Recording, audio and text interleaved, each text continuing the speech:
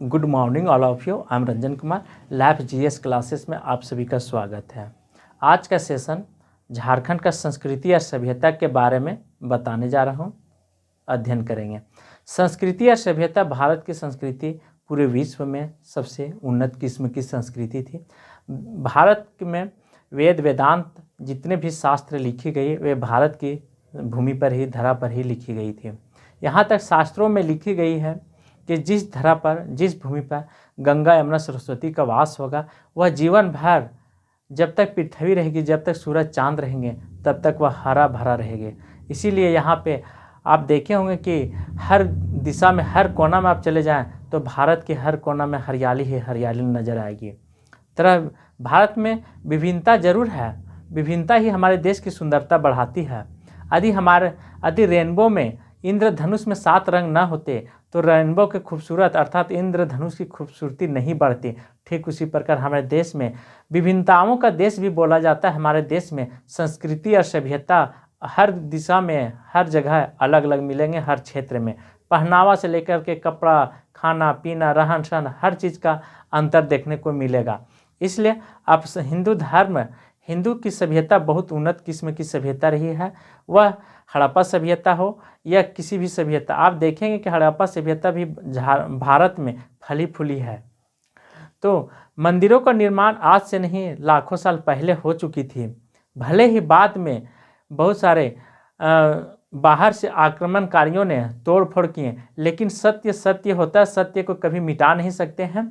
भले सत्य परेशान हो सकता है थोड़े समय के लिए, लेकिन वह मिट नहीं सकता है। सूरज उगता है तो ढलता जरूर है, लेकिन पुनः फिर वह अपनी जगह पर सुबह की किरणें सबको देती है। ठीक उसी प्रकार भारत की सभ्यता विश्व में फैली हुई थी। साथ ही साथ यहाँ आज भी सभ्यता इतनी किस्म की, उन्नत किस्म की थी कि लोग आज प्रेरणा लेते हैं भारत की सभ्यताओं से। आज पूरे विश्व के लोग भारत में, प्रयागराज हो या वृंदावन हो, लोग आ रहे हैं और यहाँ की संस्कृति और सभ्यताओं को परख रहे हैं, और हमारे वेद वेदांत को भी वे पढ़ रहे हैं।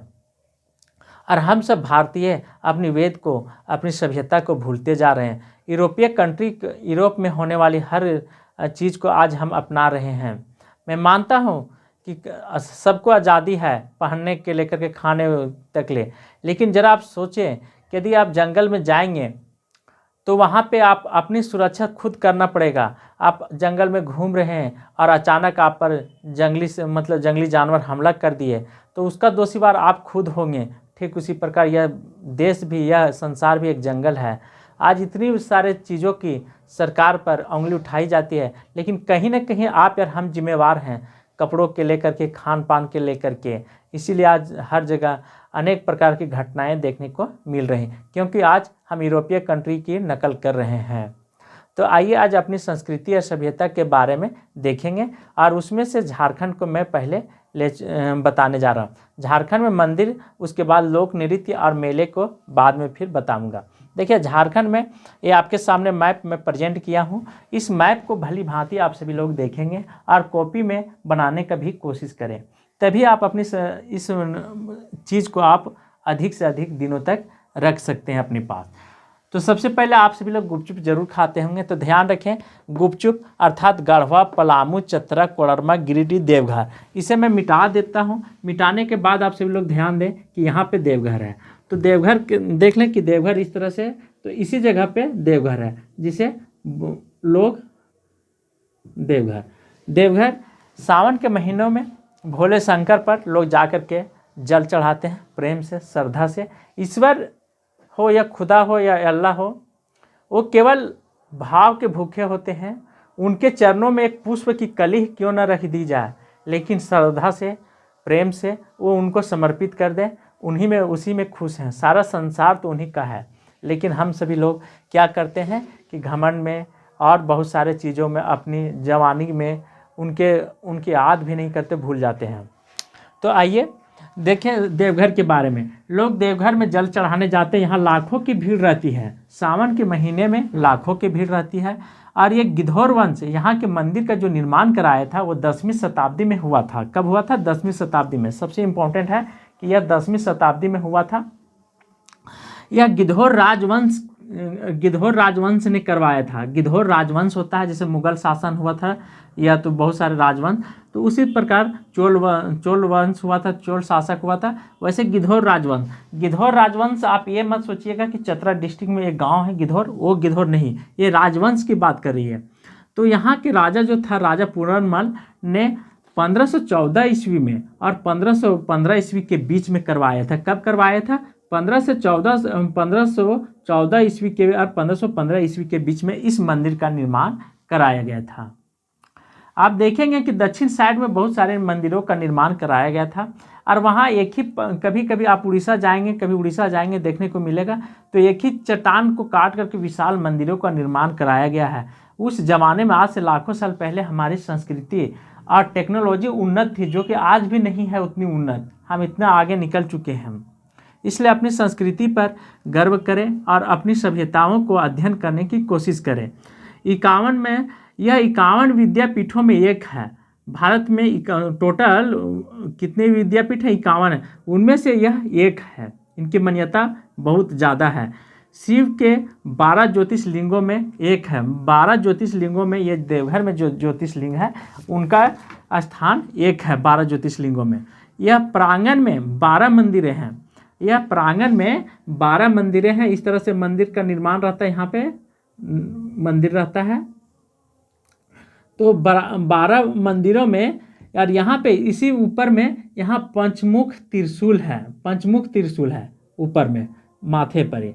किसी में त्रिशूल तो 3 होता है इस टाइप के, लेकिन यहाँ पे क्या होता है कि इस टाइप के त्रिशूल होता है, लेकिन यहाँ पंचमुख त्रिशूल आपको देखने को मिलेगा ऊपर देवघर के मंदिर के ऊपर में 5 मुख वाला त्रिशूल।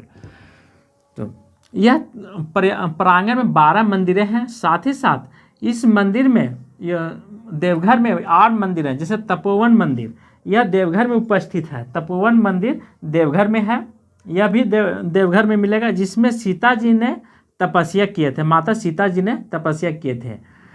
और यह कहीं न कहीं जो भी गंगा है या तो फिर मंदिर है, वो हमारी वेदों से जुड़ी हुई, हमारी देवी देवताओं से रिलेटेड है।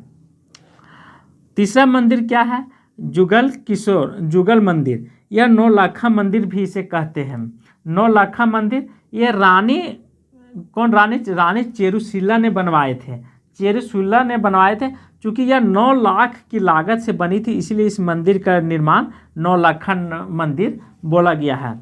यह 1936 में और 48 के बीच में यह मंदिर की निर्माण कराई गई थी। आप सभी लोग ध्यान देंगे, 1936 और 1948 तक चला था यह मंदिर, और 146 फीट ऊंचा है यह मंदिर का निर्माण। यह मंदिर 1946 मंदिर का जो बनावट है बेलूर के रामकृष्ण मंदिर की भांति है। बेलूर के रामकृष्ण मंदिर की भांति यह मंदिर बनाई गई है, जुगल मंदिर।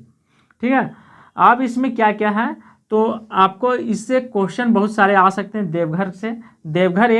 देवघर बासुकीनाथ से बैजनाथ धाम के नाम से भी जाना जाता है। यह मंदिरों का भी अर्थात स्वर्ण कलश है। गिद्धौर राजवंश में राजा चंद्रमौलेश्वर सिंह ने मंदिर के गुंबद पर स्वर्ण कलश स्थापित कराया था। देवघर में जो मंदिर है, सबसे 3 मंदिरें हैं वहाँ पे। आपको गए होंगे तो देखेंगे 2 मंदिरें सामने जोड़ा हुआ है। तो कलश जो होता है ऊपर में, वो स्वर्ण का अर्थात सोने का कलश बनाया गया है। यह चंद्रमौलेश्वर सिंह ने गुंबद को, सोने के कलश को स्थापित किए थे।